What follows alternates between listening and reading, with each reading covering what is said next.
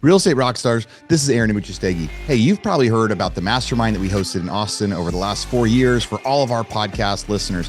And this last March, we had a fantastic time, a bunch of amazing speakers, and great fellowship. Well, I wanted to take some of those speaker talks that we had and release them to you guys here on the podcast so you can get the value that our members got when they were there, and also make you think about maybe joining us next year. So we've just released the dates for next year. It's February 25th through 27th, and we're only selling tickets for the next 30 or 40 days, and then we're going to lock down the orders, and so we can start, sending out the value ads for all of that. And if you end up joining the podcast Mastermind, if you end up signing for the Mastermind, you get to become a part of our private Facebook group, our private Circle app, all sorts of referrals between different people. And then you'll also get recordings, all the recordings for the past several years of Masterminds that we've had. But, just so you can hear a little bit more about kind of what you missed, get some added value just for being a listener, because I appreciate all of you guys that are here. Here is one of the clips of that, or here's one of the, 45-minute talks. I hope you guys love it.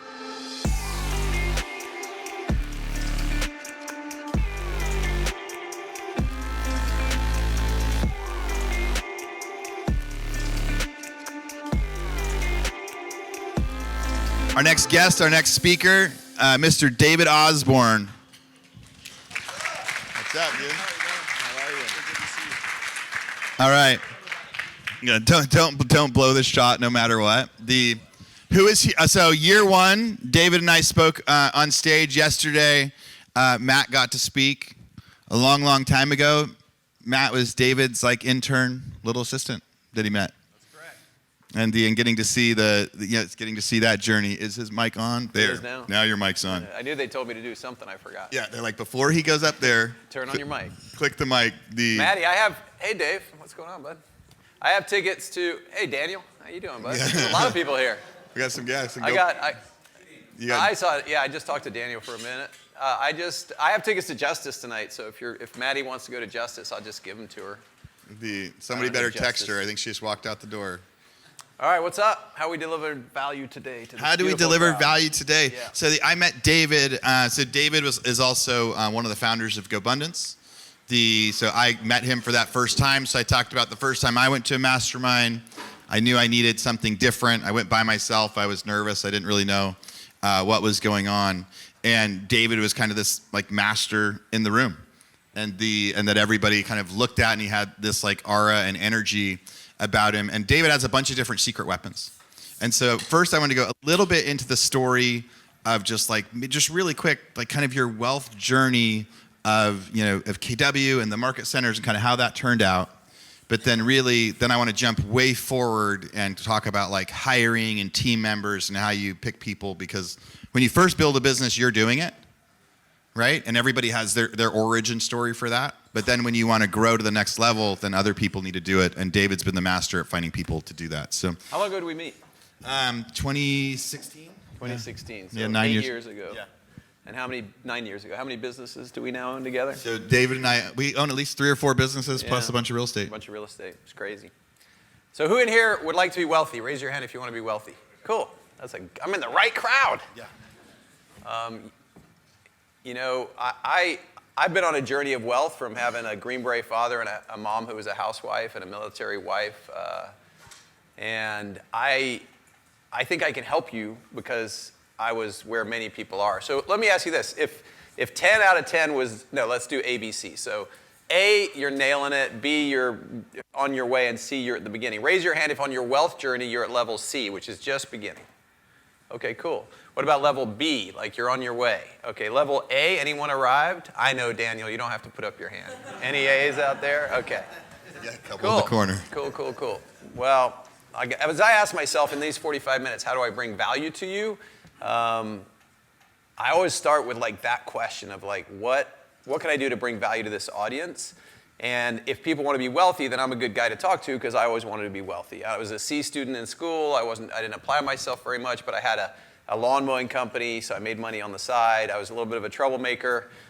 But I always knew somehow, some way I wanted to try to find a way to have wealth, and that's because I had a great uncle growing up who was wealthy, and he seemed to have a lot less problems than everybody else. Now, I learned later he still had some problems, but as a young man, he had the cars and the property, and we had the dinners at his house, and he sat at the big table, and everyone listened to him talk, and Then I sat at the little kid table, and I was like, wow, great Uncle Ted, that seems like a good way to go. So I think instead of telling my story, because I'll just tell you, you want to be rich and I am rich. So that should be enough for you guys. So you should listen to me because I'm rich and you want to be rich and I wasn't rich when I started. It's just that simple. Like I can give you a whole other bunch of bullshit, but we got 45 minutes. So I'm just going to tell you that. So here's the number one thing I think about building wealth. And I'm sure some people are like, you have this conscious mind that's listening. And some people are like, that's funny. Some people are like, that's cocky and arrogant. Some people in their head are going like, wow, this guy is a prick. Why should I listen to him? But the truth is, you have that's your conscious mind. Now, the conscious mind that you think you are, you spend a lot of time with, and if you're like me, you got like 1,000 different voices in there that pop in and pop out. It's like a chorus, not an individual. That's actually the weakest part of your body. It's the weakest part of your being. So the conscious mind is like a snail or a turtle, just walking along slow, observing things involved in the moment. Right behind that, you have the power of the sun, and that's the subconscious mind. The subconscious mind operates at something like 10 billion bits per second. So it's more like the sun. It's like an aircraft carrier compared to a jumbo aircraft compared to a snail. So everything I'm going to try to teach you today is like, how do you get your subconscious in alignment with the goals you want to have? Because the reason a guy gets $50 million coming out of college to go play quarterback in the NFL like Vince Young and has nothing after a few years, blows it all, or a rock star, or many of the people you see, is because their subconscious was not ready to be that wealthy. And then the reason you see a janitor who worked his entire career and then gives away 8 or 20 million, I can't quite remember the story. Does anyone remember that some janitor died in New York and gave 8 million to his alma mater? It might have been 20. Why does he have that much money? Because he has the mindset or the subconscious. His son inside his being was in alignment with him having that much money. So there's a middle ground in all of this, right? Obviously, the janitor probably lived super cheap and saved every penny, and they said he invested a lot. And then Vince probably lived pretty big. I bet he had a really good few years while he was blowing that 50 million in the private jets and things like that. In fact, I know a guy, a couple, a brother and sister, they inherited $100 million from their dad. And then 10 years later, they were broke. And the reason they were broke is because their dad flew in a G5 to Paris every summer. And the son, when he inherited the money, continued that lifestyle, and it didn't last because he didn't have the mindset. So people always say mindset, and people are like, just tell me what to do. And knowing what to do is also great, but having the mindset is where it all begins. So how do you talk to your subconscious versus your conscious? Because I don't know about you, but my conscious mind worries, and it's just a crazy little thing going on up here. Like, I have no money worries, but I still have plenty of worries. Actually, I have to worry about managing my money, and I have to worry about my kids. Anyone got kids in here? Like, I'm thinking I got it all figured out. My son's like got some learning things, and my daughter's 15 and anxious. I'm like, how the fuck do I make anxious go away? Like, how much money does it take to make my 15-year-old daughter not anxious? And the answer is there is no amount of money. It's a whole different thing. So you always have problems, but having money takes away a lot of the problems. So how do you get to that money? How do you talk to your subconscious? Well, the way you talk to your subconscious is, one, what you're doing right here. You hang out with people that are aspirational. So the number one thing to get in alignment with your goals is people, the tribe you hang out with. Humans, anyone seen the show Alone? Like, they're all out, they drop 20 people off in the desert, in the wilderness, and they all try to survive. You know what kills them? Well, sometimes it's no food, which is painful too, but it's the loneliness, like just talking to themselves. We're not meant to be alone. Humans are, they say survival of the fittest, but for our tribe, the reason humans did so well on this planet is because we're actually the most cooperative. We couldn't individually beat a saber-toothed tiger, but as a pack, we could beat saber-toothed tigers. So we are tribal. We learn through osmosis, and the number one thing you can do is be around the right people. And if the people you're around get drunk every weekend and watch football all weekend and gamble all week during poker rooms, that's fine and well, but that's what you're going to keep getting. And if the people you're around are aspirational and they're good fathers and they look after their health and they look after their bodies, and good mothers, of course, and then they're going someplace, that will start seeping into you. So to talk to your subconscious, it's where you put yourself. Your environment matters a lot. The same thing is true as if you're living in a very cluttered environment. Let's say your car is dirty or your house is dirty, and every time you get into it, you're a little bit like, oh God, this sucks. And you get into it. You're aligning your subconscious with kind of sucky, cluttery space. If you're out of shape and you don't look after your body, it's the same thing. Looking after your body is just a process, and it all feeds into the subconscious. Okay, so that's just kind of some basic stuff. The next level is setting goals. Like, who in here has set goals? Raise your hand. Good. Excellent. So 5% of people set goals, and I think 95% of the people, it's like 95% of people read 5% of the books, And people that set goals, they're like 95% of millionaires and multimillionaires set goals, and only 5% of regular people. I mean, I made that stat up, but it's something like that. You get what I'm saying? So setting goals is number one. But goals, like people always say on the radio, you set a New Year's resolution, you didn't hit New Year's resolution. It's like a joke, right? Oh, everyone signs up for the gym in January, and then everybody's gone by April. And I used to be that way too. I was a procrastinator. I was a C student. I get it. I was lazy. But nowadays, when they say that, it doesn't resonate with me at all, because over 30 years, I've developed a black belt capacity to set goals and achieve my goals. So how do you improve the likelihood you'll set your goals? Well, number one is to write them down. Number two is to read them. Actually, the most effective goal I've ever found was to read my goals 50 times a year. Because there's something called a reticular activator. You're actually just talking right to your subconscious when you read your goals. This is how my life is. And by the way, goals should be specific and measurable. And then the third thing with the goals is to have accountability. And that's where you have a group of like 3 or 4 people. That's what we created in GoBundance, but you can create it individually. You can create it anywhere that you share your goals with, and they hold you accountable to them. And if you're having a call with those people twice a month or once a month, and you're like, hey, I said I'd go to the gym this month 20 times. And they say, well, how many times did you go? And you go, 0. You're either going to drop out of the group or you're going to start going to the gym. And that's up to you. That's your choice. You get a group that holds you accountable with transparency. And it's not a buddy group. You got plenty of people you can talk about the latest concert with or the sports game or anything else. This is like, you can find humans that are willing to dedicate their time to you being better, and your payment to them is you dedicate your time to them being better. So that's a peer group. Then there's coaches. You can have coaches. So who you hang out with, can you make transparency, can you set goals, and can you hire a coach or be in a mastermind like this, like Aaron's Originals. Because there are people out there that have made a bunch of money, and if you hang out with people that made a bunch of money, instead of thinking it's difficult, like my experience was early on, I met this guy, Pat Hyman, and Pat Hyman's worth a bunch of money, and he's retired, and I kept thinking, man, if this knucklehead could do it, I can do it. And that's what you'll find out if you hang out with wealthy people. Like, they're all knuckleheads. They're just kind of different kind of knuckleheads, and they develop some disciplines and some processes that help them achieve. And then the third thing I would tell you is like setting a very strong vision, like a vision for yourself. One of the things I love to do is sit in a coffee shop, look 5 years in the future, and write a letter to myself as if it had already happened. So I would write, it's 2030, March, whatever we're in. Dear David, the last 5 years have been amazing.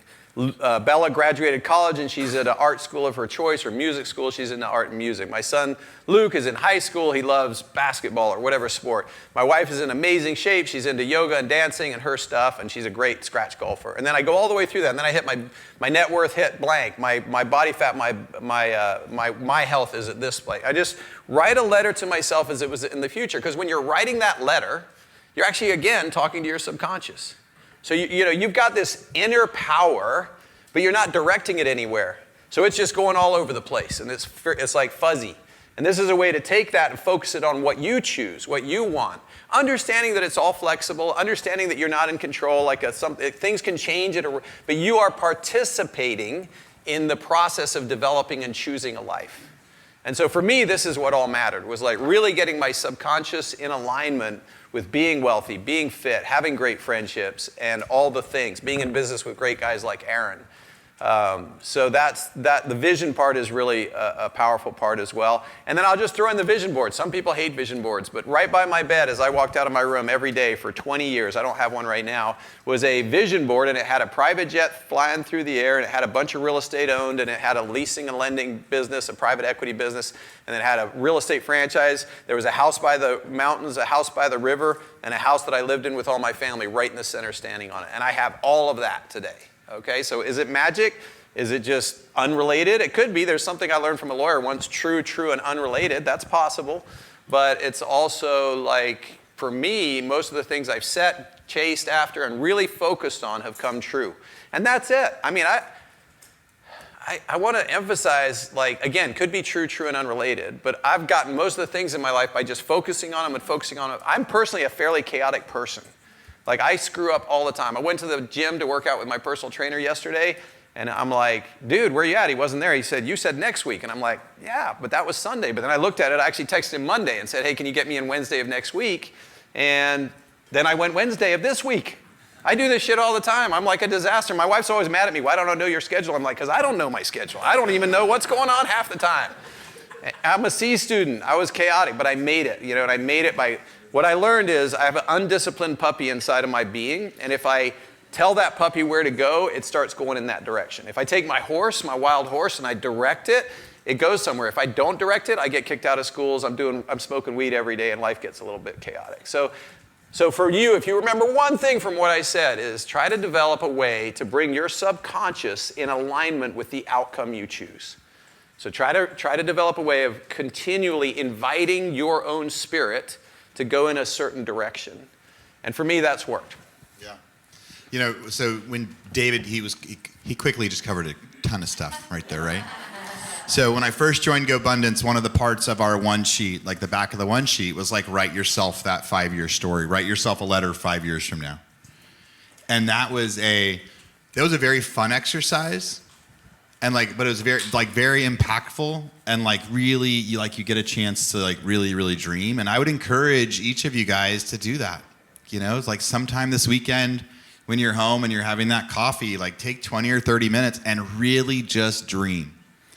What if it all works out, and then getting as specific as possible. Because we've talked about vision boards, we've talked about goals. If you guys see my phone backdrop is my vision board for the year.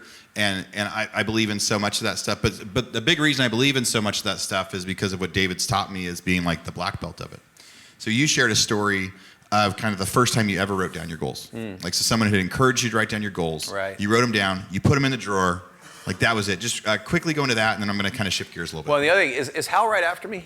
Hal isn't coming today. Oh, he's not. We've got Daniel Ramsey after you. Okay, Hal Elrod wrote Miracle Morning, so if you're at level C or B, that's a really good book also to align you. But okay, so I'm in a class, and it's a very small class. The guy's a billionaire today, but back then he was. And he's like, I want all of you all to write down your goals. If we were meeting in this room in 2 years, what has to happen for it to be an amazing 2 years? And there was 24 things. And I'm like, I don't want to do this. I'm a new realtor. I just want to go sell houses and make money. But I'm kind of sitting with this very intense dude walking around a room of about 12 people. So I write down 10 things. I had a few things in the bag. And then I forced myself to come up with 10 other things, sitting there because he's, come on, tapping the paper. So I'm writing it. I'm like, okay, I want to do that. I want to do that. I want to do that. And I got out of that class and I shoved that piece of paper into that drawer that many of us have. If you're addicted to training like I am, by the way, I was a C student in high school, but now I'm an A+ student. I love learning now. As soon as I could realize why I was learning, what it meant in my life, I became addicted to learning. So I shove it in that drawer full of all the training material. And then about a year later, that drawer gets full, so full I can't close it. So I pull it out, and I'm throwing stuff away, and I find that piece of paper that I'd forgotten about. And I'm looking at the goals, and I'm like, holy crap, I got 10 of these 20 goals done without ever looking at this piece of paper again. Now, maybe 5 were throwaway goals, so they were easy. I know I had a no-brainer, but 5 of them were from the side of stuff I only thought up because that guy was standing over me looking down on me and making me come up with things that I wanted in my life. So that's kind of, my skin tingles even now thinking about it. That's when I was like, holy crap, life is like a magic lamp, like Aladdin's magic lamp. And if you choose, you rub it, Aladdin comes out and you make your wishes and you get it. The only problem is there's a multi-year delay to what you get. But most people just don't choose. So they just get what they get and don't throw a fit. That's what they said to my son's soccer.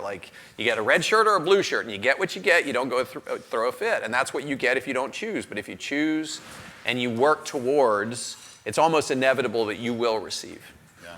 I shared the story yesterday of, shooting a 75 golfing with you. Yeah, that was fun. When it was really because, if nothing else, the beginning of the year, I'd written it on the wall. Yeah. And the month prior, I said, man, I'm running out of time to be able to shoot that this year. You start off with 3 bogeys. Yeah. And then you got 3 birdies in a row, and then the next thing you know, you're off to the races. And then we did it. Yeah. You kicked my ass that day. I remember. It was finally. I only beat David twice that year. So he's either a sandbagger or I'm sandbagging in reverse. Maybe both. Maybe. Most likely a little bit of both. Most likely a little bit of both. But I also, anyway, there's a confidence thing that shows up too, I think. Yeah. So the other thing he wanted me to talk about is hiring, right? Yeah. The reason I want to start on that first piece is if you're at C or B, you got to get that first piece that I just described. But then hiring is the next piece. And the next piece, once I got into business and I began to realize that I actually wasn't that competent, chaotic, right? So I was like, okay, now my first thing was opening franchises for Keller Williams. So I was kind of forced into this in my 20s, where I had 6 franchises and I was trying to do all the work. And then I had kind of almost like a identity crisis, almost like a nervous breakdown when I turned 31, just a lot of pain and a lot of anxiety and a lot of stress. I got shingles from stress. But what I was trying to do was be the basically leader of all 6 of these offices spread over Dallas, Fort Worth, and I just couldn't physically do it. So it kind of killed me. But when I came back, I went and did a bunch of workshops and some therapy and other things. When I came back from that, I noticed that I had one good manager in one of the shops. And that shop was actually doing good. And I was like, oh, and I was also being taught about hiring at that time, like hiring people. So that's when I kind of became the light bulb that went on in my head that I actually don't have to do anything. I just have to find the people that can do the job. So this kind of changed me. Now, to be fair, I'm deep in it, but let's say you got a real estate practice. You can do all the buyers, or you can have buyer's agents. You can take the listings, or you can have a listing agent. Like anything you do in life, you can replace yourself. There's very few people that are irreplaceable. And so I went through all this, and I made it not about me, I made it about them. Like, who was I going to hire today? And then I noticed as I built up to 15 franchises that every franchise's success was basically a product of the systems that we were offering, a little bit of coaching, and 75% the quality of the leader that was in that franchise. So that's when I was like, the light went on again. I was like, okay, to hit my goals, my subconscious vision of a very big future, with all the things that I told you was on my vision board, it has to be about other people. And so then I became like a magnet, and I spent the rest of my career basically trying to find very talented people that I could be in business with that would help me achieve my goals. And that's how I met Aaron. So when I met Aaron, I was deep in the middle of that. So everyone I would meet, I'd be like, how can this person fit in my world? That was kind of like my mindset. How could this, if I met anyone that I thought was like bubbly, they could be an agent. If I thought they had leadership skills, they could be a manager. Could we be a partner? I started probably 50 or 60 different businesses. About 40 of them have probably failed, but I have 20 that still make me money. So everyone I met, I was like, how could I fit them into my world to hit this vision that I have for the future? So when I met Aaron, I'm like, this guy's really talented. And he's like, hey, I'm thinking of doing this deal, and I'm trying to figure out how to finance it. I looked at it. I'm like, whoa, what if I just bought it with you? And we'll be partners, and then you can pay me back my debt. And he's like, okay, let's do that. So then, boom, we're in business. And that was the beginning of a long, fruitful journey we've had. And that's kind of how I operated. So in reality, again, it goes back to what I said at the beginning. Who you hang out with really matters. Who are your peers? But if you want to build something bigger, you have to learn how to lead leaders. And by the way, the best leaders barely need any leadership. They just need like some train tracks, because they already got the engine. They're going to drive that. Wherever they're going, they're going to drive somewhere. But very few people have a very clear vision of where they want to go. So then I was like, okay, I need to find talent. I need to create a vision. And then I need to create opportunities for my talent. So I found talent. He brought the opportunity. And then we just keep working on the vision of what's possible with that opportunity. So yeah, that talent thing is interesting, because there are people out there that are very talented. You'd be amazed at how people way more talented than you will be willing to work for you, because people want security more than freedom and risk. If you can create a vision or a structure that they can see will get them to their goals. So the requirement of this is that your goals, your vision is bigger than theirs. So let's go back to the buyer's agent, because it's a pretty simple model. Let's say you're an agent and you're doing all these buyers, and you have a pretty good referral basis because you've done things relationship well, so people know you and trust you, and you're trying to duplicate yourself. Well, you just end working with all buyers. You can hire a personable, charismatic, warm person. There's a million of them out there. Less than there are people that are not talented, but there's still, if you look at 100 people, 20 of them could do this job. So you find a warm person, you say, hey, you're my buyer's agent, you get 30%, I'm taking 70%, but I'll handle all the BS, all the paperwork, all the work, and you start handing them your buyers. And then you develop the capacity to lead and lead and lead and develop that person. And you say, by the way, if you bring your own lead, it's 50-50. If I give you the lead, it's 30-70. So this is just beginning to learn how to structure working through others.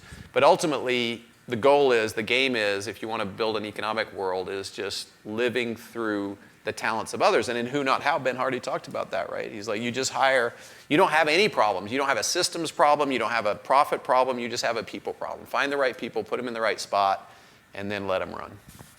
And I've seen you do that so much too, of like, as soon as you meet somebody, you start like really digging into them. Like soon after you would meet somebody you'd be sending them like disc assessments. They'd come to you for like advice or a question on something, and then you'd start sending them stuff like, hey, send us over this and send us over this. And we had the kid move out here from Arizona for a little bit because like he served you pizza when you were there with the group, and he showed some interest, and he came out. And you've had and even like Danny, who runs like so much of your stuff. First you were gonna start another company with him, and it turned into him doing something different, but you like knew he was a good guy. Well, I started a business with him and lost $1 million. Right, you lost $1 million on the business, but he believed in that guy so much. He's like, but there's a different place in in my world for you. And he still works for me. He's got triplets, and Danny Donovan's been with me Danny forever. Donovan, He's made me over $1 million now. He's made me that money back. Yeah, he got it all back. We invested in some bad deals together too. We almost bought some oil wells, and we learned the hard way. You lose money even just thinking about buying oil wells. We actually made money by not doing that. Yeah, we made way more money by only losing a little. Yeah.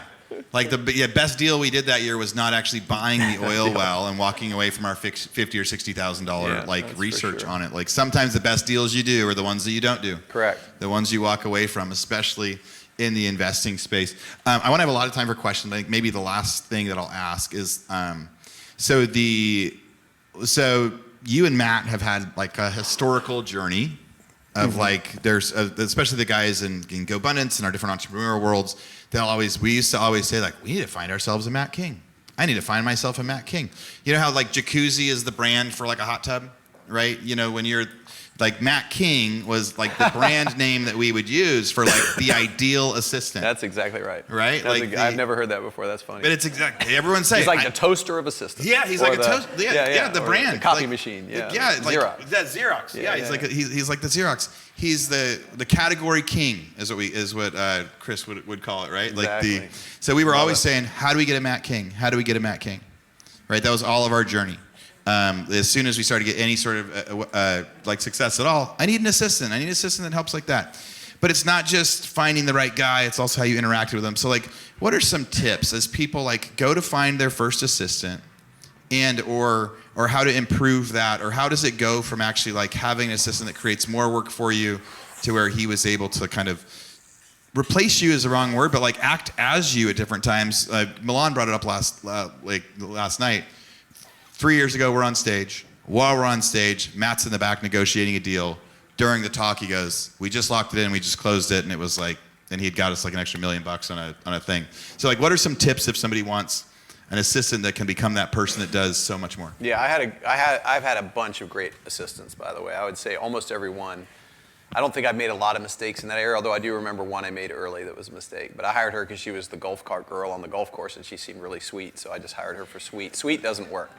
But what you look for is you want somebody that has a history. Whenever you're interviewing people, you always like, tell me what you're most proud of, or tell me what you have struggled with the most. So you're trying to find a history of success, of like striving, of success and failure, but also like, what's your greatest accomplishment? Oh, I watched all of Breaking Bad in one weekend. That probably isn't what you're looking for, right? But I was on the soccer team, and I was the goalie, and I got an injury, and yet I still played the rest of the game, or something like that. You're looking for people that have tenacity and grit, and then organization, of course, for me.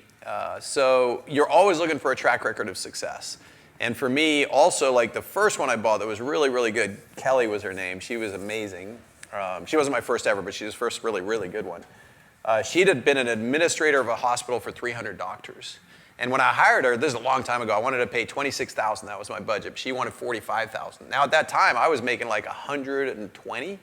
So I paid her $45, which took me down to $100. With bonuses, she was making like $70. She was almost making as much money as me. But she was great. She was amazing. And what I would tell so you're just looking, for me, because I'm chaotic, I need a very organized, aggressive person. Like I need a person who will take stuff away from me and get me in the right place at the right time. You know, in fact, I parked here and I panicked for a second. I was like, oh, is this the right hotel? As soon as I got out, I'm like, oh, okay, we're at the right place. Because I just hauled ass across town because I was running late. So I need somebody to organize me. She'd organized 300 doctors. And then I put her in place running my region as my ROM, Regional Operations Manager. And I said to her, and this is the other thing now, I also know people that have been held hostage by their assistants before. In other words, the assistant knows more than they do about what's going on in their business. And then they kind of have you. So to make sure that didn't happen, I told Kelly, and I learned this also from the E-Myth, I'm like, everything you do. So we're hosting a training event. I want a one-pager of everything you did to host that training event. Okay, we're having a leadership meeting. I want a one-pager of everything. So I had her build an operation manual while being my operator, which actually worked out really good because 2 years later, the thing about Kelly, she was great, but she was very aggressive. And we'd start having these meetings, and she'd sit at the head of the table. And I was like, well, I kind of like that theoretically, but I actually think I'm supposed to sit at the head of the table because I own the business. And I respected her, drive for that, and she's gone on and been very successful working for herself, which is probably what she should have done before. But for 2 years, she not only crushed it, but when it was time for her to move on, we had a 30-page operations manual of everything she'd done. So generally, I'm constantly looking for people that have a history of talent, and then also then the other thing I think people miss, because Matt King was a volunteer at a GoBundance event, a couple GoBundance events, and he was. What I watched about Matt is he would take care of stuff, and if someone dropped the ball, he'd do their job too, and then he was kind. One of my values is kindness. I believe, I'm trying to teach my kids kindness, because they're going to be rich anyway, so I don't want them to be rich assholes. People are like, you're going to cut your kids off? I'm not going to cut my kids off. I probably won't give them all the money. I'm hoping they'll find a way to be fruitful and multiply and do all the things, but I think it's very unfair to expect, they're going to fly in jets. They have to fly. Yeah. Well, it's very unfair to expect them to be me. Because I went through a weird kind of portal and series of experiences to be me. So my kids don't have to be tycoons. Does that make sense? They don't have to be great business people. I just want them to be productive and contribute. And I want them to be kind, because I'm probably going to give them some money, like 10, 15, 20 million, I don't know. But just want them to be kind to people. So Matt got shit done. He was aggressive and he was kind. That's it. That's why I was like, oh, this is a good match. So I did another event. He was the same. And after that second event, I said, hey, Matt, what would it take for you to come work for me? And he said, it's funny, I just wrote down in my goals that 5 years in the future, my 5-year vision, because that's what we would always teach, I'm working for you living in Austin. So that's how we came together. It's almost like now, so the other thing about it is when you find good talent, you also have a responsibility to look out for them. So it's a two-way street. It's like a covenant relationship. So they take care of you and you look out for them. Now this contract only applies if they're talent. If they're not looking at, you don't owe everybody everything. If they're not doing the job, you have to replace them and move on. That's business. You can't replace your brother or your sister or your mom or your, whatever, but you can replace an employee. So if they're not doing the job, you move them on. But if they're doing the job, then you better be thinking a little bit like, what are your goals? Let's sit down and go through your goals. And so the reason Matt stuck with me, and I think the reason I can be attractive to people, is they kind of know that if you perform, I'm going to make sure you win. There are people out there that if you perform, they just take all the credit and keep all the money. But I don't do that. I make sure if you perform, we're going to have a partnership that's long, and we're going to remain in business, and you're going to win. And today, Matt is the CEO of GoBundance. He makes 7 figures himself. He's got a ranch with zebras, and he's really like my son. He's effectively my 4th child. Yeah.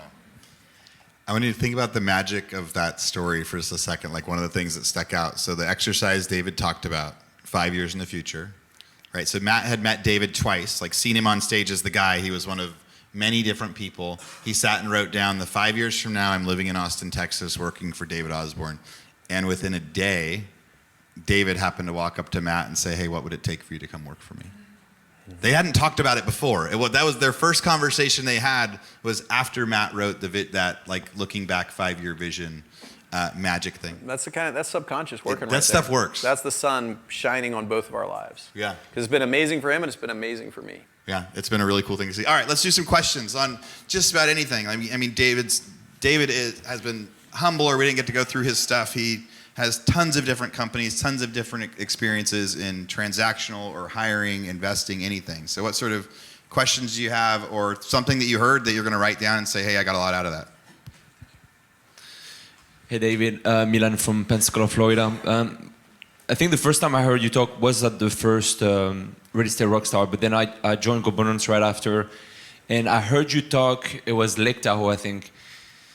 And that really stuck with me because you said at some point in your life, your biggest goal was to have 100 million in the bank. And what really struck me is when you say when you reach that goal, you felt depressed. Yeah. So I was wondering if you could talk about, and I know it's kind of counterintuitive because we're talking about hey, building wealth, building this, but I want to talk, you to talk a little bit about on the other side of, Yeah, that's a great question. It wasn't 100 million in the bank, it's 100 million net worth, just to say. It's a slightly different story. If you had 100 million in the bank, maybe that should be my next goal. Right, you would have felt better. I just found my next goal. That would have worked. Yeah, 100 million in the bank would have worked. It would work, yeah. So my goal, my whole life was, I watched this movie called The Saint. Anyone see The Saint with Val Kilmer a long time ago? And in The Saint, he has a target number of 50 million, and I think I was probably in my early 20s. And I was like, wow, I'm going to have a number, and my number is going to be 100 million. And when I hit 100 million, I'll be ready to eject from the game, the rat race. And then I hit it, and I don't remember what year this was, but it was the year of the eclipse-ish. When was that eclipse? In Oh, thank you, 2017. Good job, Lynn. We were all telling the story earlier. And at that event, I was like, I just realized I got over 100 million net worth, and I was expecting like the clouds to part and God was going to shine a light on me and say, now you're going to go find the shoes for the shoeless, or help sex trafficked kids, or something like would show up for me, and nothing like did. I was like, holy shit. So then I started telling myself a story, and I was like, because a bunch of people said to me, well, every single charity needs money. And I'm like, oh, maybe I'm the money guy. I'll just go make another 100 million, and I'll give away 100 million. And it took me, I was like depressed for quite a while because I'd arrived. Then I doubled down on making more money. And then it took me a few years after that to realize, yeah, that's bullshit too. Like, you're just a fraud. You know, you're like, I know how to make money. I can do that for the rest of my life. But it's not what I want to do with the rest of my life.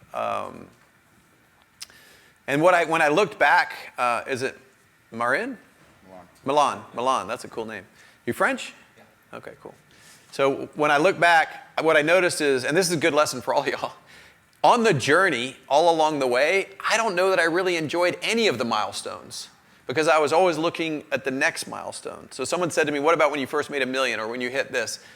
I don't think I enjoyed any of them because I was so in the game that all I cared about was the next game. And I heard a guy that won the championship the other day, I think it was in the NBA, but I'm not sure, and he was like, my whole life I've worked for this, and now I got it, and it just isn't that meaningful. And I think it's important to remember that the journey you're on is actually what's the fun part. Like, what I've loved about my life is how much I've changed myself from what I began as a little being, like coming out of college or whatever, into who I am today by hanging out with people and learning and asking questions and tuning in. That's probably been the most rewarding thing, and any single milestone that I've set in that way is like a false milestone. And so eventually when I was double that, like I was double my goal, I'm like, yeah, you're a fraud. You're not, I gave away a decent amount of money, but I wasn't giving away 100 million. I hadn't found anything that resonated with me. And I was like, maybe you should just start working inward. So around 7 years ago, probably 4 intensely, I've been doing a lot of inner work, and it's become really, really rewarding. So it's like a whole other thing. And sometimes when I speak to a few people, I feel like I'm a bit of a fraud for you guys because I had quite a bit of trauma coming up. So some of what was driving me to that level of freedom was to never have to answer to my Green Beret father ever again. So I had a tough dad, and he was pretty aggressive with us, and he was very loving too, but he was just pretty explosive. And so I think, and then I had the rich uncle, and I thought that's the way out. So like that's kind of what drove me all the way to this top. Now what I've told you is still true about the subconscious and getting in alignment, but the level of your need to get there may be higher or lower depending on where you came from as a kid and what you went through. But for me now, it's nothing about money. I'm still got the money. If I met an Aaron today, I probably wouldn't figure out how to get him in business with me because I got everything I need. I got Matt running it. I've got faith in him. I got great partners that are doing their thing, and I've got plenty of money for this lifetime. I mean, God willing, God can always prove me wrong. So what I'm doing now is trying to like go deeper and be a better father and be a better husband, you know. And what I find all of that is a whole other journey that is nothing like my old skill set. And I'm loving it. It's really fun and it's difficult and it's kind of emotional. But the more I free up some of that emotion, the more actually love and joy I have in life. I don't know. That's a long answer to your question. That's a good question. All right. What else we got?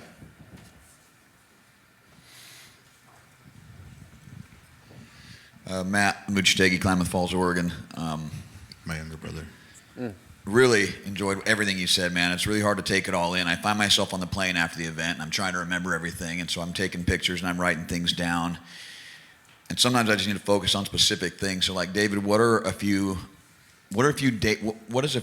daily habits you do? I mean, you mentioned the Miracle Morning, but are there a few daily habits that are like non-negotiable for you that help you keep going? Look. Let me tell you, what you said is very important.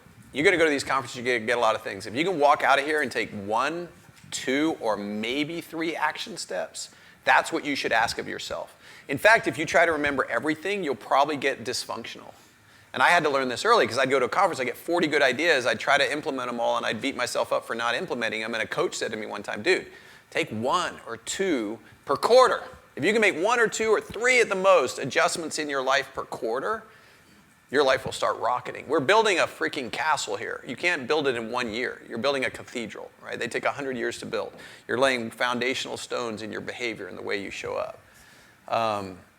The way I was when I was working really hard is different than I am today. So if you go back to where I was working really hard, like I'd be reading my goals once a week. I'd wake up in the morning. I would meditate. I still meditate almost every morning. It's the only way I can get centered. Now I do a lot of things for my health because I'm trying to stay healthy. I got an 8-year-old son. I'm 57, so I'm trying to like be there for him. That's like a really important thing for me as long as I can. So again, you're asking me a question based on today versus yesterday, and today is all mainly around health, relationship, and my inner peace. But yesterday, it was all about accomplishment, achievement. So it would be looking at my goals definitely once a week, sometimes twice a week. But I found if I looked at them too much, I stopped seeing them. Does that make sense? Like it had to be often enough to remind myself where I was going, and not so often that I just don't. It's just a routine. Then I would look at my day. I'd have looked at my day the day before. I always wanted to make sure I did the most important things. This is another thing I learned. Like, so if you have 10 things on your list, prioritize the top 3 that are the most important and just do those. If you do nothing else but the most important stuff every day, some things will fall apart, but your life will go better. So you might not pay your bills. Your kitchen sink might get stinky because you're not cleaning your kitchen. But if you're having those appointments with the high value prospects, that's what's going to change your business. So I became obsessed with just doing the top priorities. And then when things fell apart, which they did, I learned to hire people to fix the parts that were falling apart. So I hired somebody to clean my house. I hired someone to pay my bills so my electricity wouldn't be turned off. You can hire someone to clean your house for $60 a week. You can hire somebody to pay your bills for about $60 a month, really. They just come in and they go through everything you spend that month and they sort it out and then they leave and they give you a report. So delegation and learning, but you can't do any of that if you don't have if you don't have the focus on the most important stuff to get things going. And then the other thing I think is really looking around you at what you're doing and then look at the most successful people in the space that you're in and say, is that enough for me? By the way, I want to go back to what I said. I don't know that you need as much money as I have to have a great life. In fact, a lot of people that I see are really rich are kind of like, there's some distortions in their lives. So you just decide what works for you. Don't decide what works for someone else, but look around at the people in whatever environment you're in and say, look at the best people in it and say, is that where I want to go? And if there's no one kicking it in your space, then go get a different space. You got to put yourself in a position where winning is available. And in real estate it is, of course, so you can have a job to earn money to buy real estate. And then look at the best people in your space and try to become more like them. Over here. Yeah, I have a question. I'm Kristen. I'm from Raleigh. First, I love the fact that you're real about being chaotic because people call me a squirrely girl because I'm like all over the place. Mm-hmm. So I really resonate with you on that. In regards to having a vision and your timeline, I'm a bit curious. So if you could go back, start over at 24, what would be your biggest advice? And when you had your vision, how did you go about creating that? So you mentioned the vision boards, but did your vision scare you at all? And how did you put it into action with not really knowing the how? So that's a great question.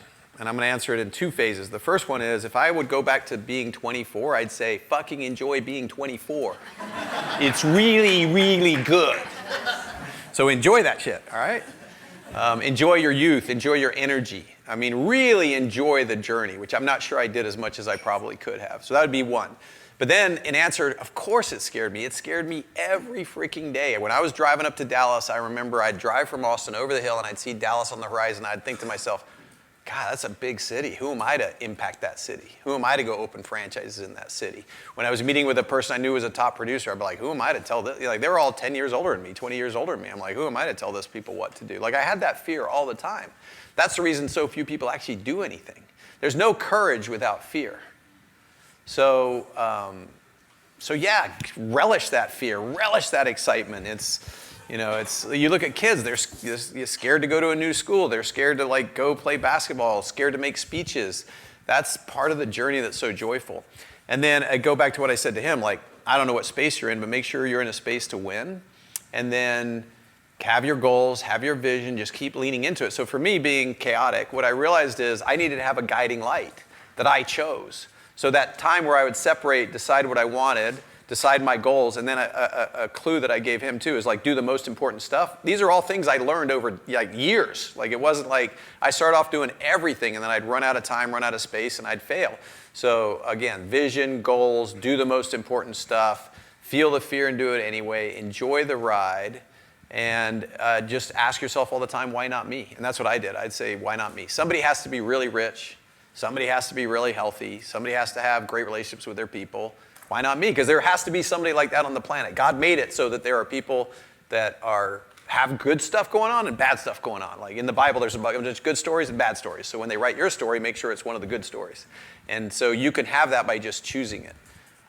So that's just trust yourself, keep leaning in, know there's going to be a lot of ups and downs. I told my son yesterday, who loses more, winners or losers?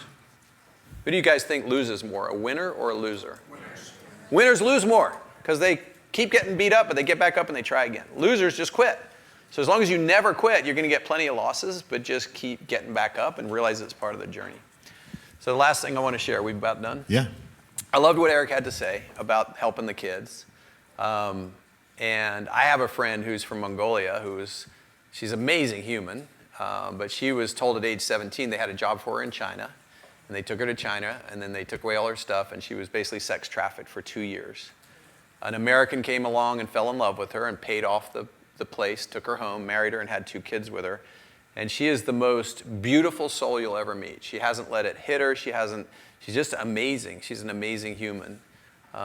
And for me, I was waiting for the clouds to part and the light to shine on me to see what I was going to do, and it wasn't there. But what I found as I'm doing this journey is I met this guy that runs a bunch of orphanages in Nepal, supports a bunch of orphanages in Nepal. So this year at GoBundance, we raised $500,000 for those orphanages. And I've been out there once. Oh, no, it's cool. Don't thank me. I mean, I appreciate the applause, yeah, but it was all the guys. They did it one night, right? One night, yeah, $500,000. That supports, it's $1,000 per kid per year, so that supports 500 kids for a year or 50 kids for 10 years. And what I found is I've done the inner healing, that's really calling to me. And the goal is to get these kids supported before they get sex trafficked. So it's the similar journey. Life is really freaking unfair for people. It is incredibly unfair. And we are so blessed to be in this country. And whatever your circumstance, it's better than probably 95% of the world. I mean, it's just really, really tough out there. And I feel like as I've reached this spot and I've been given some more wisdom around emotions and health, the light, the clouds are starting to part. And I'm seeing those kids. And I know you go to Haiti a lot and help out those kids there. And it's just, there's so much help to be done. And every skill you developed on your entrepreneurial journey will be a skill you can later use to help others if you so choose. There's no guilt. If you don't, you don't. But so right now I'm super inspired to help those kids. I'm glad that the clouds are slightly parting and I'm seeing a way to use my treasure and talents to help people that don't have the opportunities I've had. That's it. How lucky am I, right? I get to hang out with these guys. Thanks, David. Thanks, Joe. Good to see you, man. Yeah. All right, Real Estate Rockstars. So hopefully you guys loved hearing one of our speakers from last month's Mastermind. If you are considering joining us for next year, now is the time to sign up. We're only going to have ticket sales for the next 30 to 45 days. And after that, we cut it off so that way we can focus on providing value and not selling tickets. So for the event this next year, February 25th to 27th in Austin, Texas, if you're interested in getting a ticket, you can go to realestaterockstarsmastermind.com. And if you want to chat with me about anything, as always, come find me on Instagram at Aaron Amuchastegui. Thanks for listening.